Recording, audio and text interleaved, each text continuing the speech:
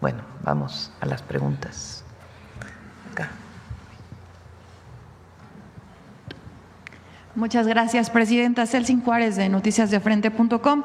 Preguntarle, después de este informe y lo que acaba de anunciar el titular de la UIF, Pablo Gómez, ¿cuál es su opinión sobre este caso, ahora que se confirma que García Luna y su esposa pues tienen que pagar más de 2.488 millones de dólares, más que un triunfo del Gobierno de México, un triunfo del pueblo? ¿Qué mensaje le envía?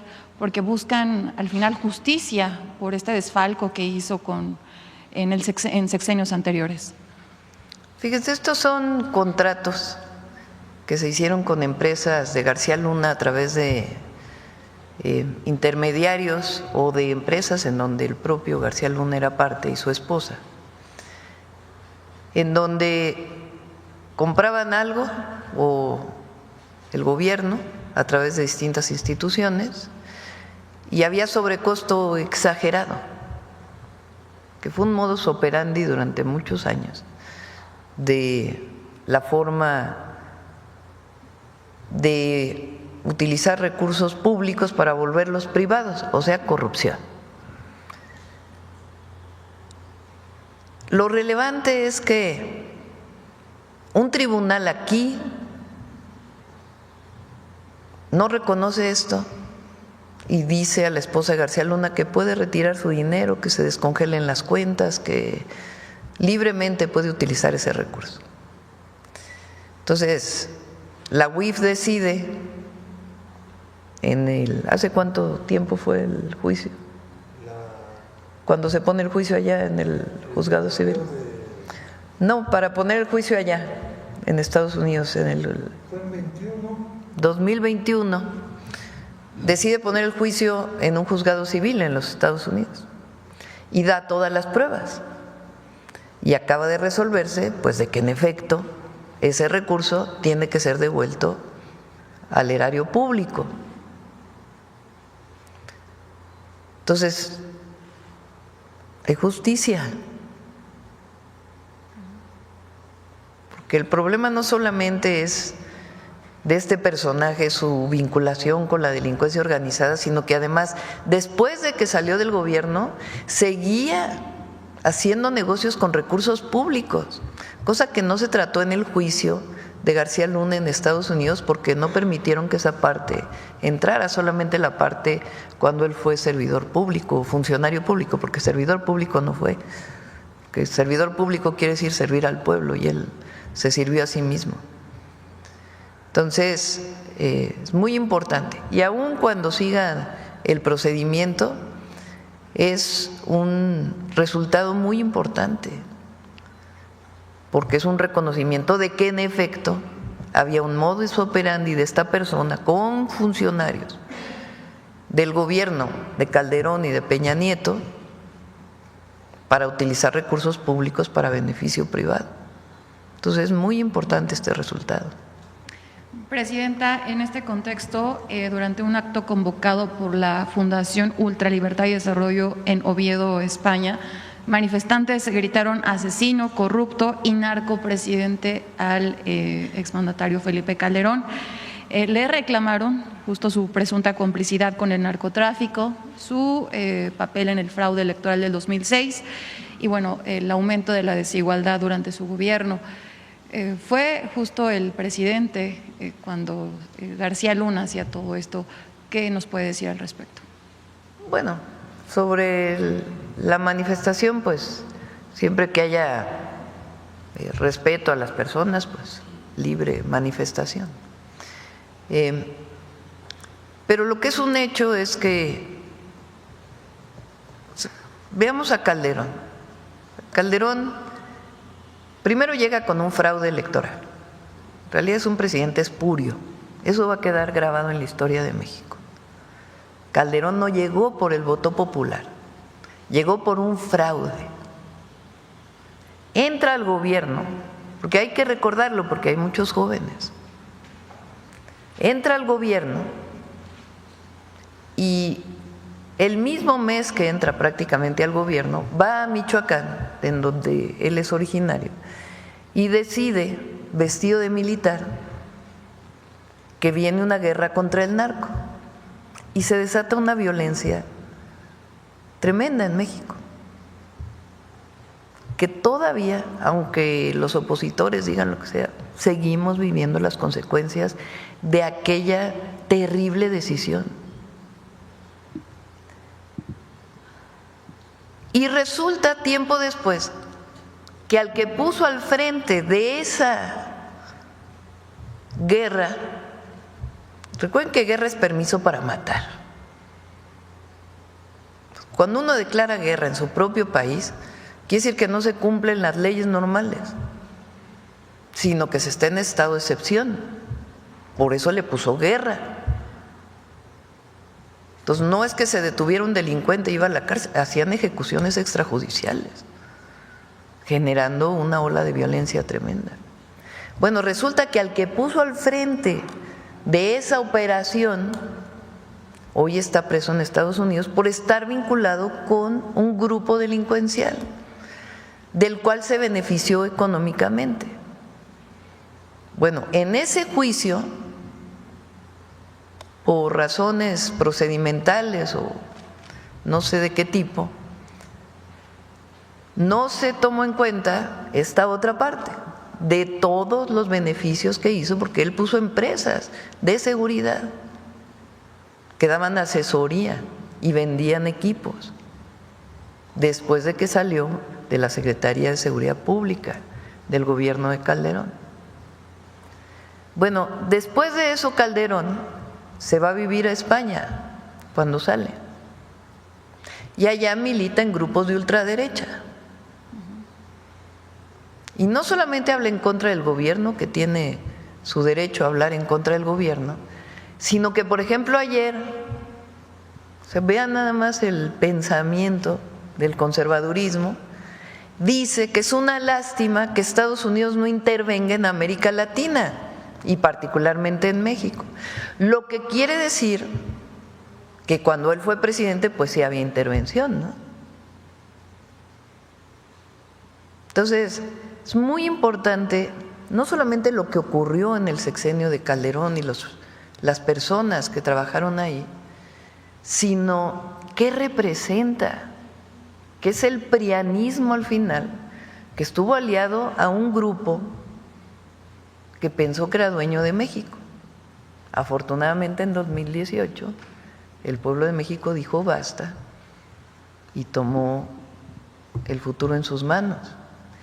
Y hoy, porque no hay que dejarlo de recordar, estamos prácticamente a una semana de la elección del Poder Judicial, porque siguen la comentocracia y todos ellos, Calderón, Zedillo, los comentócratas, diciendo que el pueblo elija a los jueces, magistrados y ministros le quita independencia. Ayer lo dijo en un evento la presidenta de la Corte. ¿Cómo le va a quitar independencia? A ver, primero para empezar, ¿quién controlaba el Poder Judicial en la época del prianismo? Pues el presidente le hablaba por teléfono a los ministros y resolvía problemas, cosa que no ocurrió con el presidente López Obrador. Pero ahora la presidenta está renunciando a nombrar los ministros y se lo está dando al pueblo de México para que el pueblo de México elija. ¿En qué momento eso es perder independencia o autonomía? Es todo lo contrario.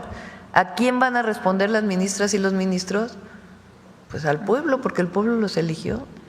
El tema central es que sí, ya no se van a poder seguir haciendo estos negocios corruptos al amparo del Poder Judicial, como el que denuncié el otro día, que lo vuelvo a decir, que por cierto suspendieron el caso, de un ministro que fue director del SAT, del Servicio de Administración Tributaria, que en su época se cobraron impuestos, esas empresas se van a juicio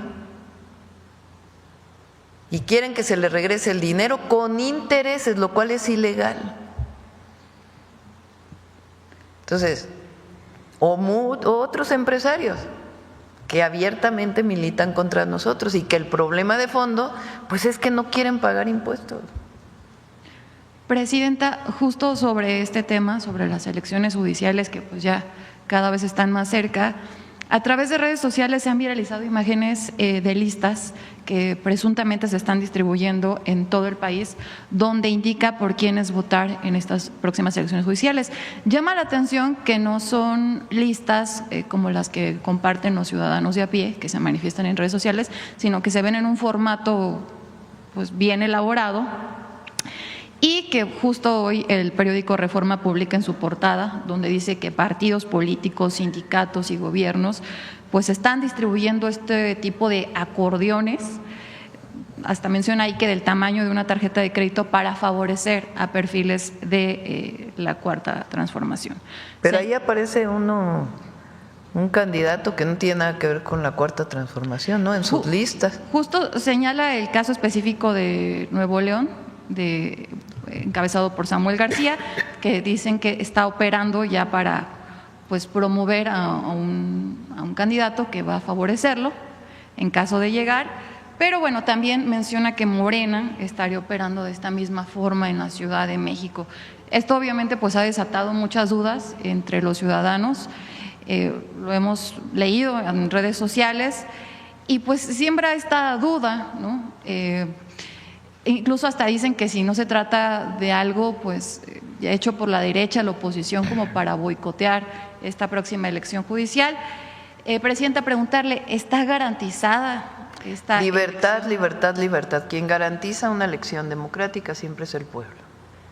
Entonces, a todas y a todos voten libremente. En caso de que se esté actuando mal, presidenta… Pues tiene que intervenir los organismos electorales. El INE, el Tribunal Electoral, pero libertad libre, voto libre, secreto y directo. Gracias, presidenta. También ya por último, preguntarle su opinión sobre el alcalde… Y también por ahí salió en el Reforma, porque también hay listas de la derecha. O sea, ¿quién sabe quién anda haciendo eso? Presidenta, preguntarle su opinión sobre el alcalde de Uruapan, estas declaraciones que hizo el día de ayer, Carlos Manso, que declaró que la policía municipal debe abatir a los delincuentes sin ninguna consideración. Pues está mal. Estado de Derecho.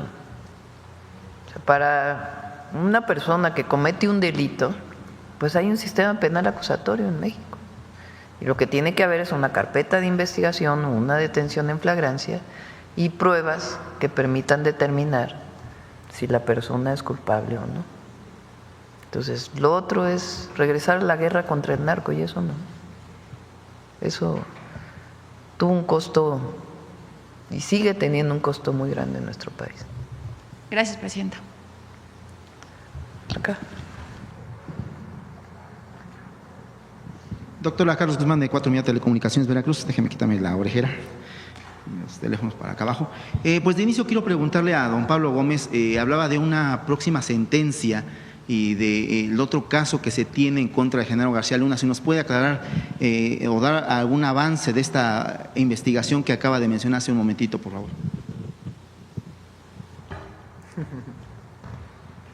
Es que dejé mi nota incompleta.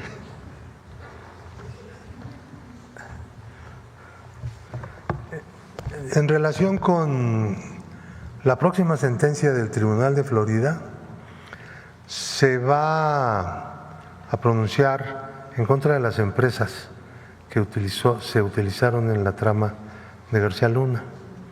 Son empresas que firmaban los contratos en dólares, los cobraban en dólares, los sacaban del país, los llevaban a Barbados, que es un paraíso, y también algún dinero lo llevaron a Israel y no me acuerdo qué otro lugar. Partes de ese dinero volvieron al país con el propósito de hacer pagos a las personas que habían participado en la trama corrupta. Mucho dinero, centenares de millones de dólares. La UIF se dirigió a través del sistema ECMON, que es un sistema internacional de información de datos de inteligencia financiera, a la UIF de Barbados en 3 ocasiones. En las primeras 2 ocasiones no respondió nada y en la última respondió que no sabía. La verdad es que sí sabía, porque logramos que en el juicio, utilizando el juicio civil, hubiera una intervención del mismo tribunal que nosotros redirigimos hacia un tribunal de Barbados donde se ganó ese pleito. Y finalmente le entregaron al juzgado de Florida la información con la cual cuenta en este momento la juez y forma parte del proceso.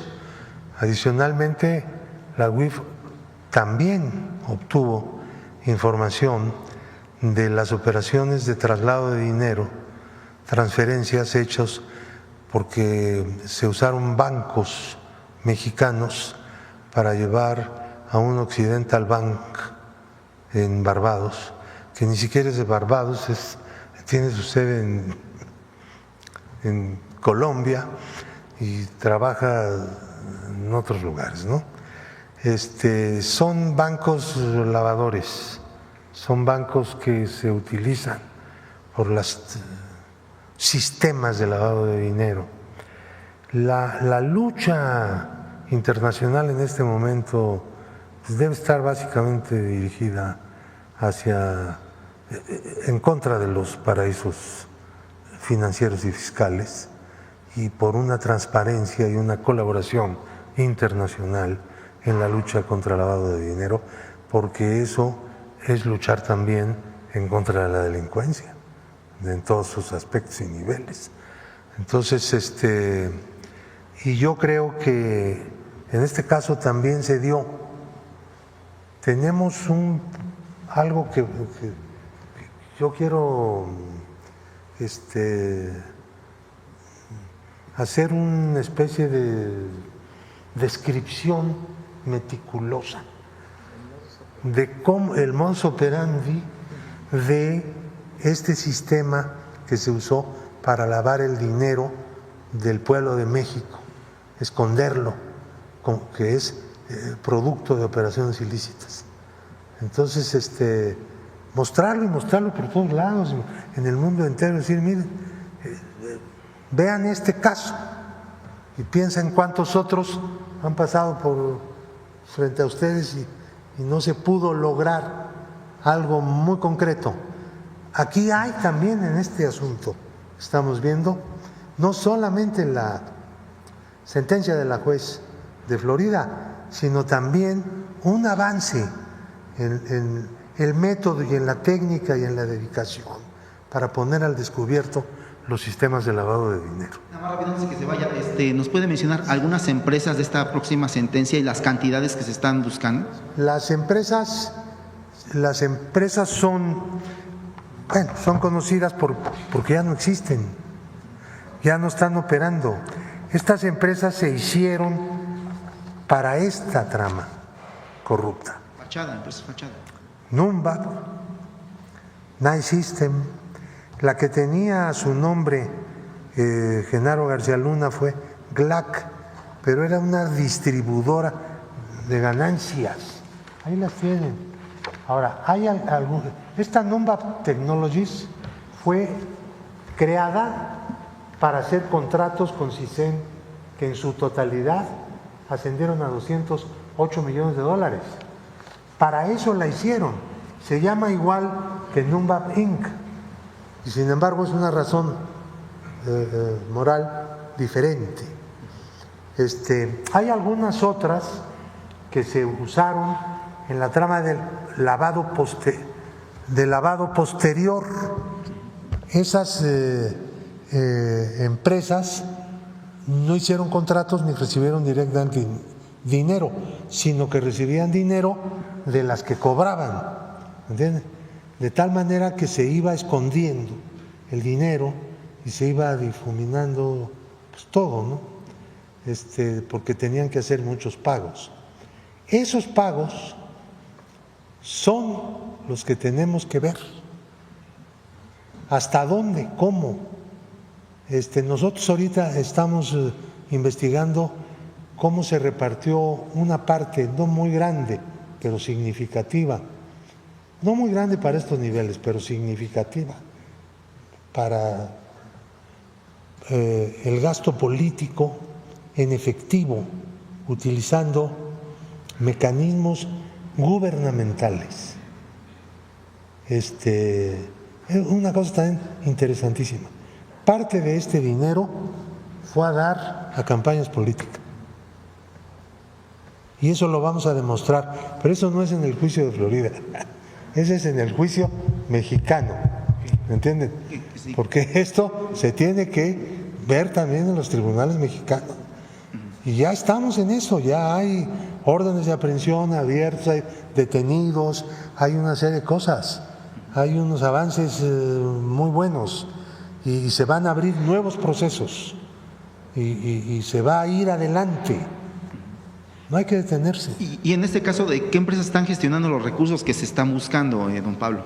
¿Qué empresas estarían gestionando los recursos que están reclamando? ¿Qué empresas estarían reclamando, que estarían gestionando estos recursos que está usted buscando volver a? Nosotros tenemos una lista de 15 empresas que fueron utilizadas para operaciones de lavado, pero de segundo piso. No cobraron, sino que fueron de segundo o tercer nivel de lavado. Esas 15 empresas están obviamente pues, fichadísimas, ¿no? Muchas de ellas no pueden operar ya en el sistema financiero. ¿Y de qué monto estamos hablando? ¿Cómo? ¿De qué monto estamos hablando? ¿De qué cantidad estamos hablando? Estamos hablando para esas empresas $100 millones, más o menos. No es juego, ¿eh? No, sí. Sí, por eso le preguntamos. Sí, gracias, don Pablo. Sí, gracias. Doctora, perdón por el impasse, pero está interesante el tema. Sí me gustaría consultarle pues el tema de la CENTE. Están allá afuera, sé que hoy recibe a los gobernadores, pero si nos puede comentar si siempre sí va a recibir a la CENTE 12:30 como se había quedado, ¿no? Está abierta la mesa con los secretarios, con la secretaria de Gobernación y el secretario de Educación, con ellos. O sea, ¿se descarta la mesa aquí en Palacio? Conmigo sí. Ok. Pasando a otro tema. Y lo explico. Esa reunión estaba acordada desde hace días. Es decir, no tendrían por qué haber golpeado reporteros, afectado como afectaron a muchos ciudadanos de la ciudad.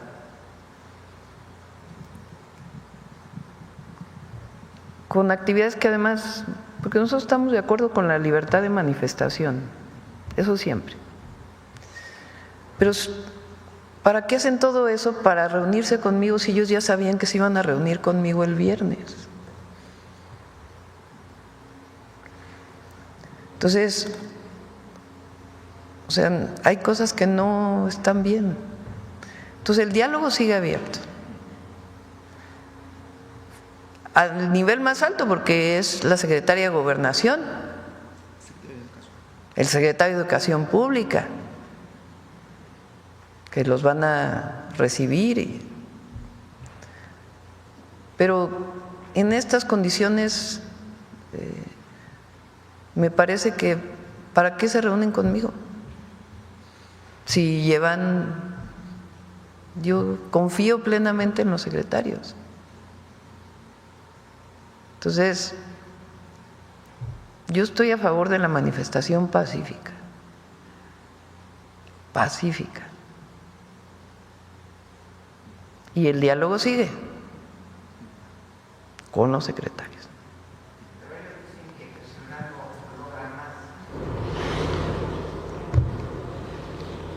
pero o sea, nosotros ya dijimos, lo que el gobierno de la Cuarta Transformación, desde el presidente López Obrador y con nosotros, ha dado a los maestros es mucho, y ojalá pudiéramos dar más, porque se merecen todo las maestras y los maestros de México. Pero hay veces que hay limitaciones presupuestales.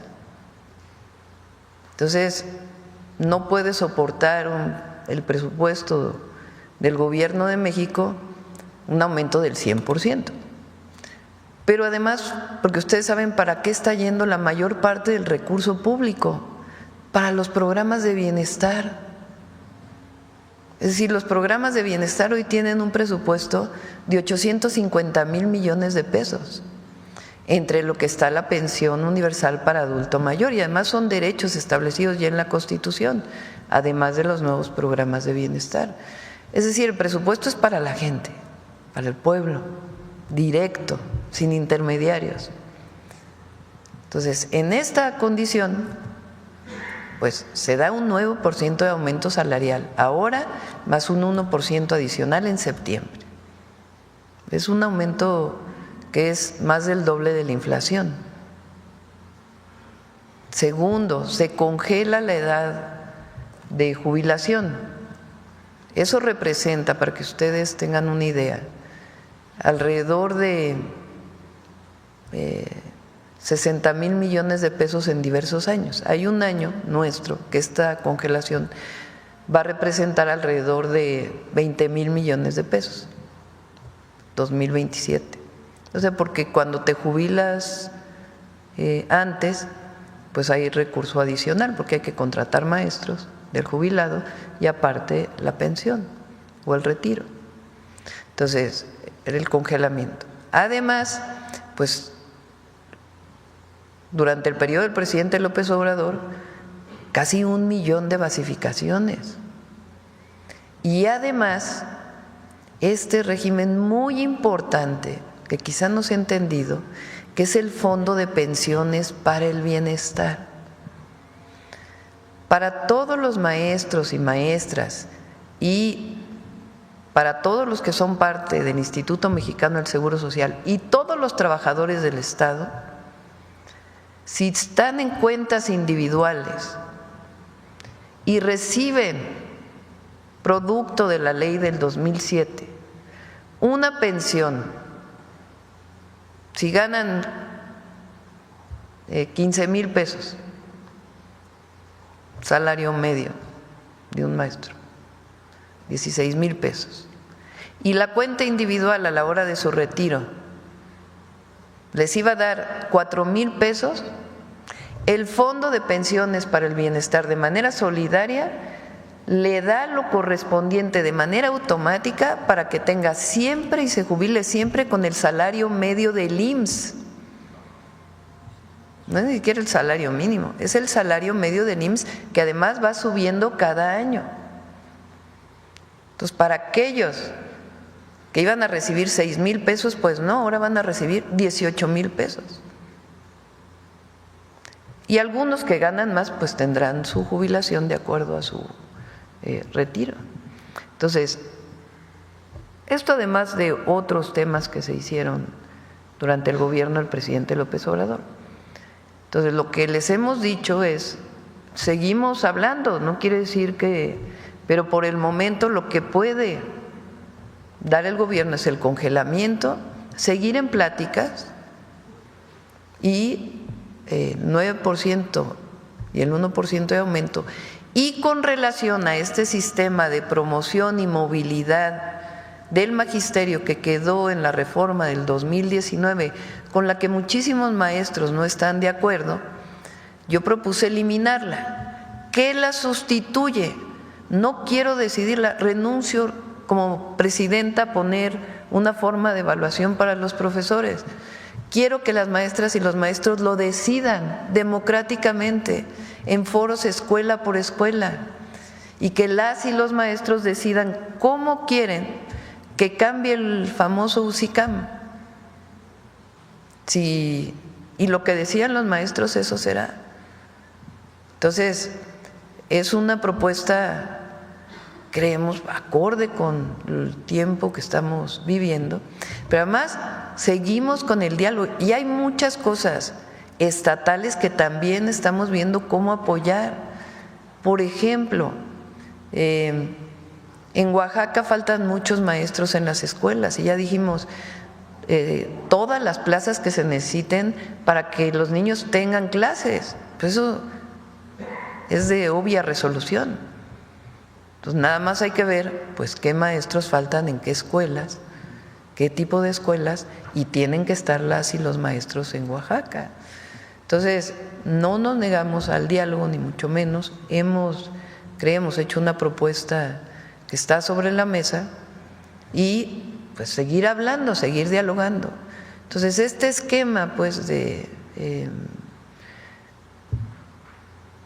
cuando no hay diálogo, porque durante mucho tiempo, recuerden la reforma educativa del 2013, los maestros se manifestaron, fueron reprimidos en el Zócalo, pero además no había diálogo, y aquí está el diálogo abierto con el gobierno de la República, con los gobiernos estatales, con apoyo de la Secretaría de Educación Pública. Por ejemplo, en Baja California Sur, que durante mucho tiempo los maestros tuvieron apoyos adicionales por el gobierno estatal, pues hoy el gobierno estatal tiene muchos problemas para poder basificar a los maestros. Entonces dijimos, este mismo año, 500 plazas para Baja California Sur, para que los maestros por primera vez puedan tener un esquema de basificación de los maestros estatales, serían federalizados, y vamos avanzando.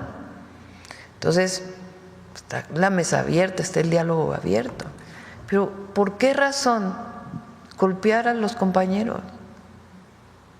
O sea, ¿por qué? Y si son provocadores, pues también que haya una denuncia de que son provocadores.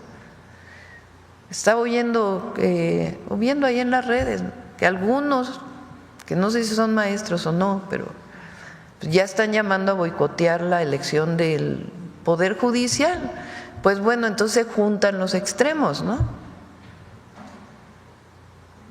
Entonces el diálogo está abierto con la Secretaría de Gobernación y el Secretario de Educación Pública. Yo estoy en contacto permanente con ellos.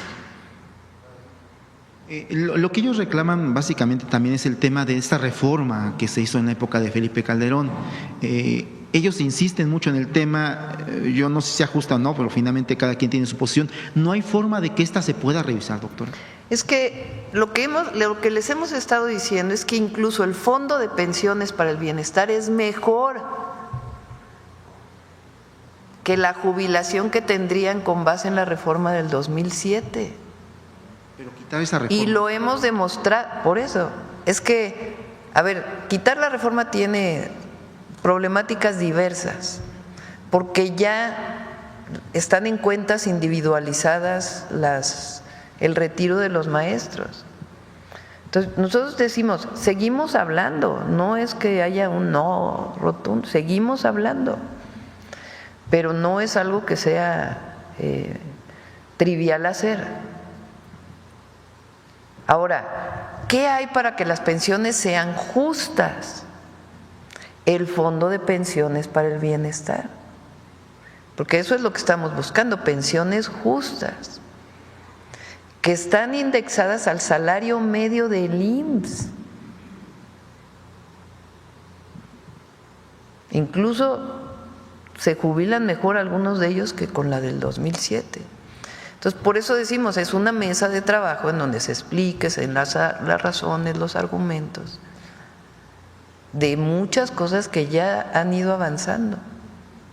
Entonces, el tema es, ¿por qué si ya tenían diálogo?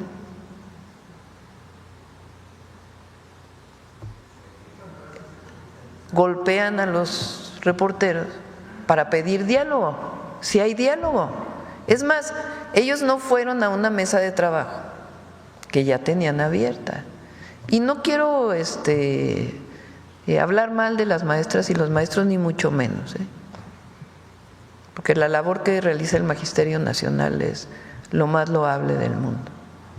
Y además, nosotros siempre hemos sido defensores de la educación pública, siempre, y vamos a seguirlo siendo. Nosotros no privatizamos la educación. Pero lo que decimos pues son mesas de trabajo, mesas de diálogo, donde se hable, se informe sobre el UCICAM. Vámonos a las escuelas. ¿Por qué no quieren ir a las escuelas a discutir? Que los propios maestros decidan cómo quieren ser evaluados y que lo que surja de ahí es lo que hace el gobierno. No puede haber una consulta más democrática que esa. Entonces, repito, nosotros a todas las maestras y maestros los respetamos. Y está la mesa de diálogo, al más alto nivel, porque es la Secretaría de Gobernación y el Secretario de Educación Pública. Perfecto. Quería preguntar otros temas, pero ya nos extendimos mucho. Nada más consultarle. Mencionaba usted hace un momento que se va a enviar otra delegación a dialogar, a cabildear, como se le llama, con los senadores de Estados Unidos para evitar que se imponga lo que es este arancel impuesto a remesas. También el día de ayer, después de que se dio a conocer esta resolución de la Cámara de Representantes, la oposición, platicamos con varios, entre ellos Alito Moreno, pues mencionaba incluso como un fracaso justamente el haber reducido de 5 a 3.5% lo que es este impuesto. Nada más su opinión sobre esto y muchas gracias, doctor. Bueno, pues ahí pasó de 5 a 3.5, pues menos de lo que se estaba planteando. Nosotros lo que queremos es que vaya a 0.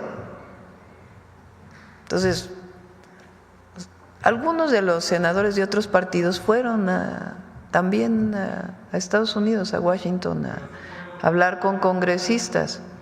Entonces, pues también fueron ellos. Entonces, si lo cataloga como un fracaso, pues también es de ellos, ¿no? El asunto es que nosotros vamos a defender a nuestros hermanos y hermanas siempre, y consideramos absolutamente injusto que se le ponga un impuesto a las remesas. Entonces, vamos a seguir. Entonces, viene la elección al Poder Judicial de este domingo en 8, y después, pues ya también podemos seguir hablando de esto, porque todavía falta, por la información que tenemos, que se apruebe en el Senado de la República. Pasó por el Congreso, ahora tiene que pasar por el Senado. Y a todos nuestros hermanos y hermanas allá también que sigan enviando a sus senadores, senadoras que no están de acuerdo con esto, porque es discriminatorio. Ellos ya pagan impuestos. No es que no paguen impuestos, ya pagan impuestos. Entonces sería una doble tributación que además pues no está permitida por un convenio, un acuerdo que se firmó entre el gobierno de Estados Unidos y México. Ya se los informamos también.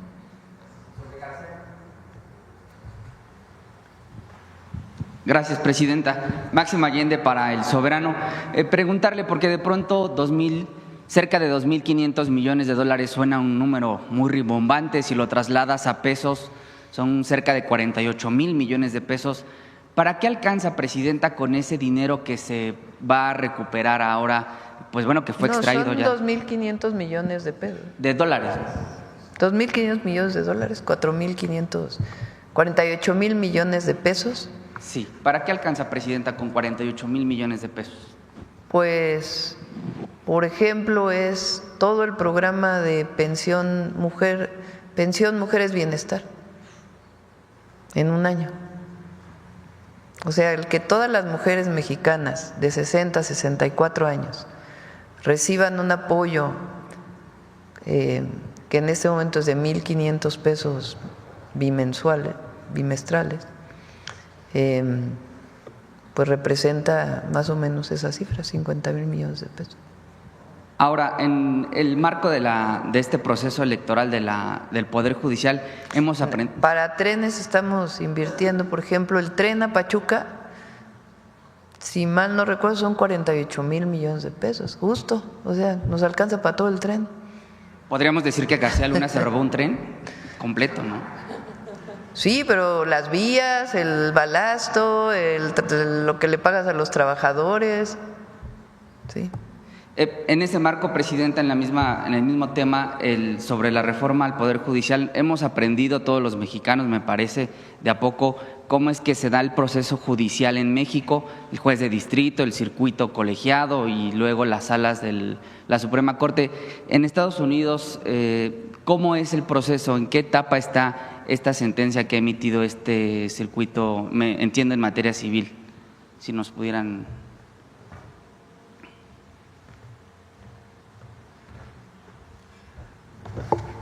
Esta sentencia ha sido pronunciada ante la renuencia de que los demandados comparecieran al tribunal. Por lo tanto, están admitiendo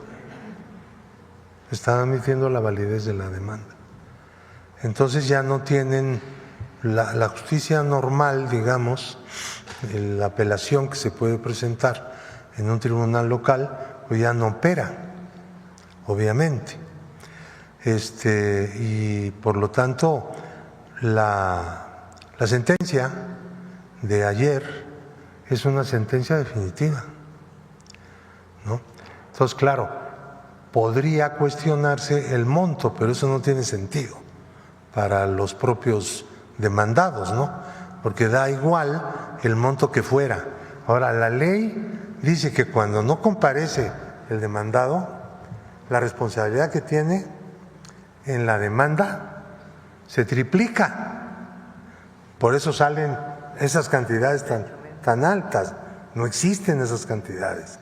Son unas cantidades imaginarias que están puestas en una ley que dice, bueno, si tú le robas, defraudas al vecino y él te gana un juicio por la vía de que tú te niegas a comparecer, entonces el dinero que le robaste lo puedes reproducir, ¿no? Y la máximo que puedes llegar a reproducirlo, pues son 3 veces en una operación, digamos, de muchos años y de manera normal, ¿no? Y por lo tanto pagas 3 veces lo que te están demandando para evitar que la renuencia a participar en el juicio se convierta en un negocio del enjuiciado, ¿no? Es una lógica de tipo legislativo. Entonces la jueza lo que ha hecho es aplicar la ley. Aunque ustedes no lo crean, hay países en donde por lo regular los impartidores de justicia aplican la ley y ya, no es como aquí, que quién sabe, a veces y a veces no, y vivimos en una situación de no conocer en realidad qué puede pasar, ¿no? No hay una seguridad jurídica nunca, te pueden salir con lo que sea, ¿no? Bueno, comentario pertinente, diría yo, con permiso. Presidenta, si me permite ahora un planteamiento sobre energía, porque el pasado miércoles la secretaria Luz Helena González pues entró en vigor ya la nueva Comisión Nacional de Energía con el objetivo de agilizar trámites y evitar duplicidad en funciones regulatorias en el sector. Ayer justamente que se hablaba de los polos de bienestar, se hablaba de la demanda de energía y de cómo alimentarlos. Preguntarle, Presidenta, ¿qué va a ser diferente esta Comisión Nacional de Energía para no caer en los vicios de la Comisión Reguladora, la que sustituyó, y la Comisión Nacional de Hidrocarburos del viejo régimen? Se forma esta Comisión Nacional de Energía en sustitución de la Comisión Nacional de Hidrocarburos y de la Comisión Reguladora de Energía, que durante todo el periodo neoliberal, desde que se formó, pues cometió una serie de irregularidades. Y como objetivo tenía otorgarle a los privados, con muchas irregularidades, contratos, o bueno, permisos. Para poder generar electricidad o poner una gasera, o en fin. Ahora la Comisión Nacional de Energía primero se hace mucho más chiquita, no tiene pues tanta burocracia. Segundo, es muy transparente, a diferencia del pasado, y tiene algo de fondo, toda la reforma. La reforma que se hizo primero en el 92 con Salinas de Gortari luego la que trató de hacer Zedillo en el 99 para privatizar el sector eléctrico, luego la que se hizo con Calderón en el 2008, los contratos que dio Fox de generación independiente y de autoabastecimiento, y ya para cerrar la reforma energética del 2013, su objetivo era privatizar, es decir, que prácticamente desapareciera Pemex, Comisión Federal de Electricidad, las pusieran a competir en supuestamente igualdad de circunstancias en un mercado para que los privados pudieran invertir. Y además ser contratados por Pemex o por CFE. En este proceso, Pemex acabó con 4 subsidiarias y como 40 filiales. Imagínense una empresa con 40 filiales, pública. Bueno, se llamaba productiva del Estado porque a ellos les daban ronchas cada vez que se hablaba de lo público. No, ahora es una empresa pública del Estado. Y CFE también la dividieron en pedacitos. Lo que antes eran direcciones generales en CFE, pues ya por regiones, por sectores. Entonces está en este momento dividida en pedacitos. La reforma que se hizo constitucional, que dice que las empresas públicas no pueden considerarse monopolios, número 1. Eso quiere decir que CFE puede generar más del 50%. 54% es lo que se establece ya en las leyes secundarias. Y Pemex tiene prioridad para la explotación de petróleo o de gas.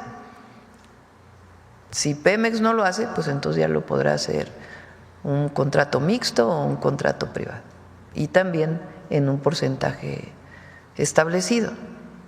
Entonces, estas leyes lo que hacen es reconocer la empresa pública que se perdió con la reforma del 2013. Va a tardar más o menos un año, pero se van a reducir y a integrarse verticalmente de nuevo, como están todas las empresas privadas o públicas del mundo de petróleo y de electricidad. Entonces se va a recuperar su integración, que sean más pequeñas, que no gasten tanto, y la Comisión Nacional de Energía pues va a poder determinar si un privado quiere generar en ese 46%, cómo lo puede hacer y bajo qué condiciones. Y van a estar las reglas perfectamente determinadas. Y también estamos buscando que estos contratos de autoabasto que se generaron durante todo el periodo neoliberal, que son ilegales, pues se pongan en orden y que quiten todos sus amparos, porque están amparadas, y que entren pues a las nuevas normas. Entonces es una visión completamente distinta a la del periodo neoliberal. Por último, Presidenta, son los ideólogos de pues lo que han denominado la Marcha Nacional Domingo Negro, es Aguilar Camín, es Silva Gerso.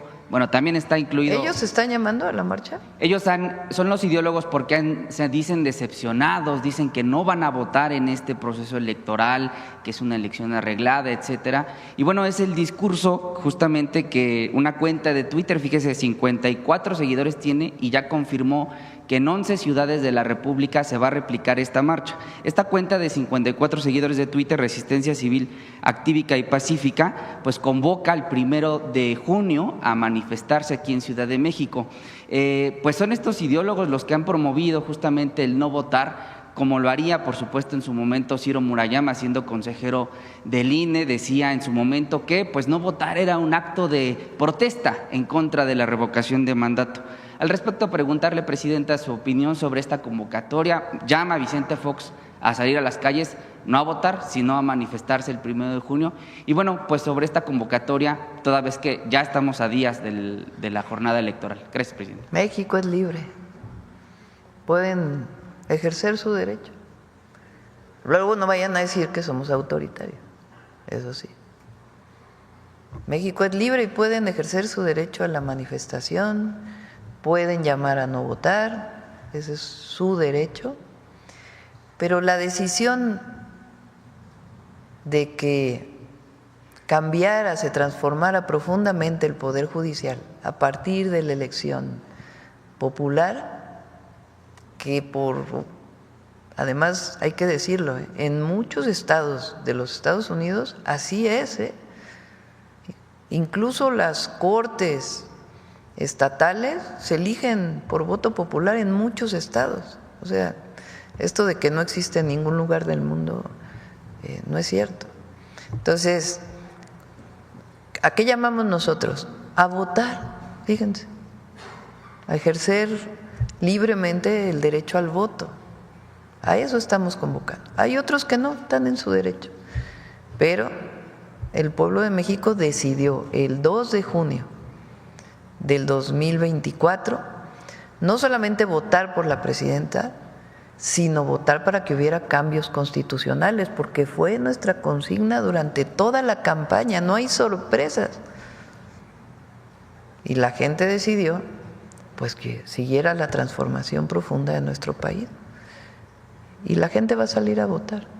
Se dicen demócratas, pero llaman a no ejercer el derecho ciudadano. Presidenta, por cierto, usted ya ubicó su casilla, ¿nos puede comentar? Sí, está, bueno, aquí en el centro. Luego les aviso el lunes dónde vamos a votar. Sí. Gracias, presidenta. Acá, Carlos. Buenos días a todas y todos. Carlos Navarro de Heraldo Media Group. Presidenta, ¿qué llamado le haría a los jóvenes a participar en este concurso de México Canta para cambiar la narrativa de las canciones que hoy en día se escuchan en el país? Pues que participen, es una muy es una acción colectiva, cultural, para promover la canción mexicana y al mismo tiempo pues para cambiar la narrativa de la apología de la violencia en la música. Entonces yo creo que va a tener mucho impacto, no solamente por la participación, 10,000, ya se inscribieron más de 10,000 en México y en Estados Unidos, sino que además, no sé si después del concurso ya se puedan abrir toda la música para que se escuche, para que todos podamos escuchar a todos los músicos mexicanos que se inscribieron al concurso, a lo mejor aunque no hayan pasado al siguiente proceso de selección, pero que se escuche masivamente, porque eso nos va a ayudar también a que no haya… Recuerden que en mi caso yo no estoy de acuerdo con la prohibición, yo lo que creo es que más bien hay que promover la paz y el amor y el desamor, las canciones de todo tipo. No hay que promover el desamor, hay que promover el amor, pero que se cante sobre cualquier tema que no tenga que ver con la apología de la violencia. Presidenta, tras las sentencias en Nueva York y Florida, ¿Genaro García Luna actuó solo? ¿Fue el único beneficiario de este esquema de corrupción? Bueno, pues tiene que determinarse, pero está asociado a una serie de empresas donde hay también personas que fueron parte también de este proceso. Él tenía un jefe en este caso. ¿Perdón? Él tenía un jefe cuando era secretario sí, pero eso lo tiene que determinar el juicio. O sea, nosotros no acusamos previamente, sino pues, que siga la investigación. Preguntarle, Presidenta, hay 8 millones de niños en el país sin clases por este paro de la coordinadora. ¿Cuántos? 8 millones de niños afectados por este paro. No, son mucho menos. O sea, la mayor parte, no quiero además, digamos, parecer, es lo que está pasando en México. La mayor parte de un porcentaje importante de las escuelas de Oaxaca, un porcentaje menor pero importante de las escuelas de Zacatecas, algunas escuelas en Chiapas, algunas escuelas en algunos otros estados, pero la gran mayoría están en clases. Aquí en el centro histórico, alrededor de 30,000 comercios han resultado afectados con pérdidas de 6,000 millones de pesos. ¿Qué decirle a los empresarios que están viendo afectados por esta situación? Pues sí, lo sabemos. México es un país libre Nosotros no vamos a caer en ninguna provocación y además no creemos en la represión. No, esa no es la forma en que nosotros actuamos. Y es el diálogo, pero un diálogo también pues abierto. Incluso una encuesta publicada hoy en el Heraldo de México de Question Mark señala que el 78% de las personas rechazan estos bloqueos por las afectaciones que han generado los maestros, Presidenta. Pues sí, es probable que esto sea así. Entonces nosotros no vamos a reprimir y está abierta la mesa de diálogo, pero tampoco estamos de acuerdo con algunas formas que, si no son ellos, algunas personas porque tampoco se han deslindado, pues han utilizado. Entonces nosotros nos manifestamos muchas veces, muchísimas, incluso en apoyo a la gente. Nos manifestamos muchísimas veces en el periodo en que estábamos en la oposición, pero siempre fue pacífico, siempre. Entonces el diálogo lo tienen abierto. Entonces ahí está la mesa de diálogo con la Secretaría de Gobernación y el Secretario de Educación Pública.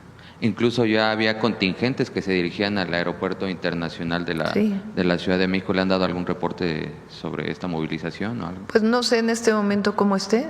En la mañana nos plantearon que iban hacia el aeropuerto y no vamos a caer en ninguna provocación, en ninguna. Preguntarle, Presidenta, sobre lo que ha dicho la Embajada de Estados Unidos, que se decreta la frontera sur como zona de defensa nacional, si les informaron algo, si fue parte del acuerdo con el presidente Trump. No, nosotros no vamos a hacer un acuerdo de ese tipo. Ellos tienen derecho a hacer en su país lo que determinen. Nosotros también tenemos derecho a decir que no estamos de acuerdo. Desde el primer momento que ellos pusieron, que ampliaron la presencia militar en la frontera sur de su país, nosotros enviamos una nota, ya lo había dicho yo aquí, diciendo que pues respetábamos lo que ellos hicieran en su país, pero pues que recuerden siempre la soberanía territorial. Y nosotros, la migración es un tema social fundamentalmente. La gente no migra por gusto en general, migra por necesidad. Y siempre vamos a plantear que la mejor manera de atender la migración es con cooperación para el desarrollo, es apoyando a las comunidades en donde la gente migra por necesidad. Es la manera más humana y que da más resultados. Entonces, siempre va a ser esa nuestra posición. Pero bueno, ellos están… Nosotros tenemos derecho a decir que no estamos de acuerdo, pero ellos han tomado esa decisión de poner más presencia militar en su frontera sur para evitar la migración. Nosotros creemos que la orientación debe ser distinta y lo planteamos siempre, pero de ninguna manera nosotros, imagínense, vamos a acordar una cosa así. Muchas gracias, buen día a todas y todos. Sí. Lo que sí hay un acuerdo es en el tema de seguridad. O sea, los 10,000 guardias de la Guardia Nacional que están en la frontera norte nuestra están en coordinación para incautación de droga, de armas, etcétera, etcétera. Eso sí hay coordinación. Acá ya para cerrar. Gracias, Presidenta. Buen día. Juan Pablo Guerrero, de Canal del Congreso. Ayer concluyeron en el Senado de la República estos conversatorios sobre la reforma a telecomunicaciones y radiodifusión. ¿Usted considera que con este ejercicio ya se despeja toda duda de que esta iniciativa pues mantenía intenciones de censura? Nunca fue la intención censurar, nunca, jamás, pues si no creemos en eso.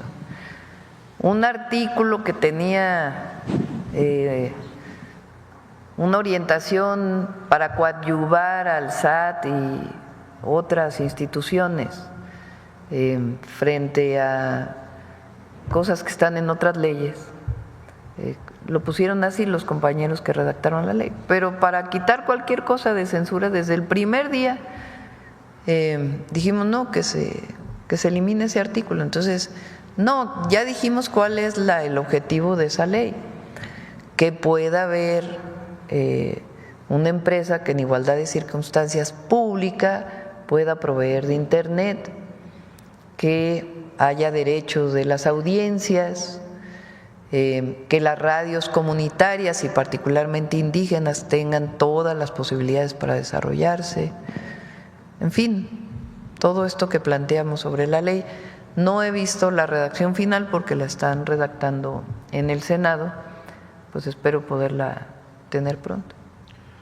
Presidenta, también en este ejercicio, activistas por derechos digitales pues manifestaron su preocupación por dos aspectos, principalmente el Registro Nacional de Usuarios de Telefonía Móvil y también pues la facultad que se da o que se otorga a concesionarios para que guarden datos hasta por 2 años. ¿Se previene o se tendría que prevenir o contener algún mecanismo para evitar pues violaciones a la privacidad de las personas?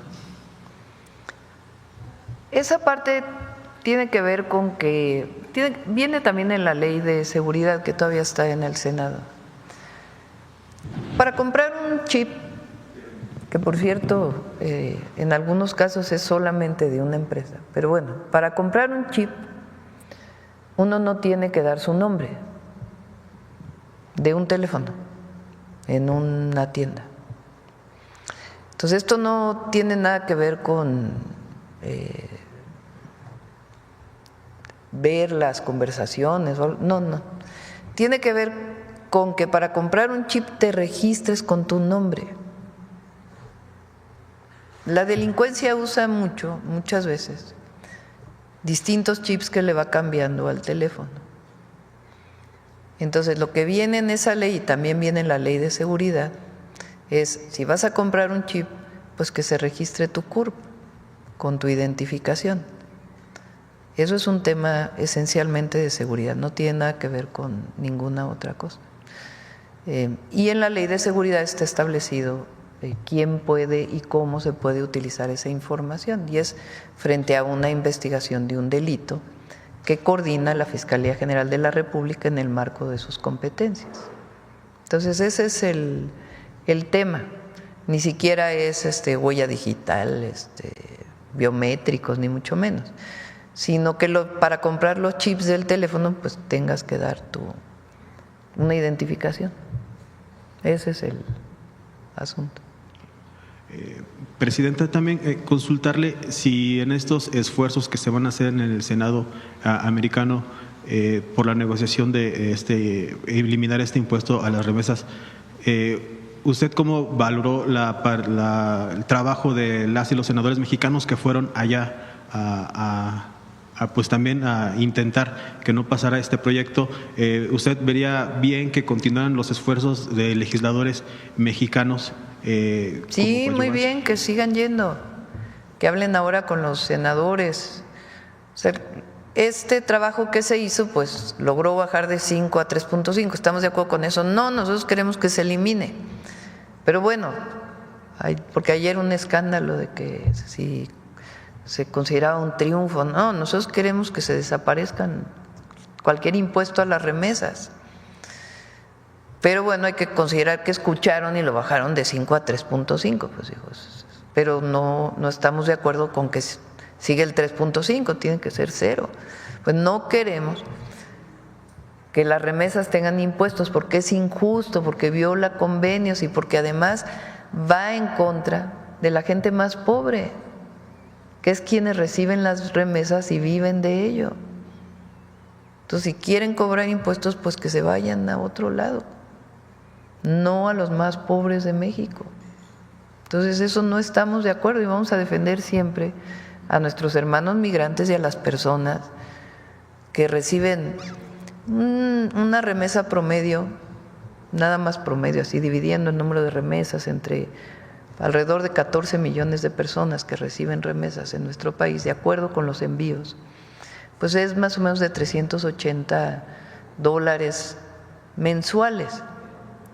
O sea, estamos hablando de casi 8,000 pesos mensuales. O sea, es como poco menos de un salario mínimo. Entonces, pues sí es un ingreso importante para muchísimas familias.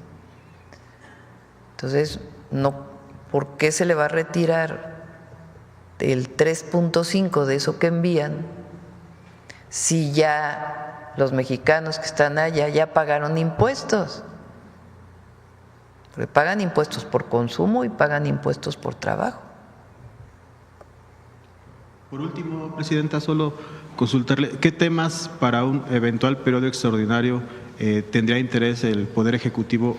Ya lo vamos a informar, son como 22 leyes, que tienen que ver muchas que se quedaron pendientes, como por ejemplo la ley del Sistema Nacional de Inteligencia e Investigación para la Seguridad Pública, la ley del Sistema de Seguridad Pública, la ley de búsqueda y del registro de población, que fue la que presentamos y que se ha estado discutiendo con los colectivos de familiares de buscadores. Está la de telecomunicaciones, está el nuevo organismo antimonopolio que sustituye a la COFESE, están varias leyes de la Guardia Nacional que están pendientes de aprobarse, que son producto de la reforma constitucional para que la Guardia pasara a Secretaría de la Defensa. Varias de estas leyes son como 22. Muchas gracias, presidente.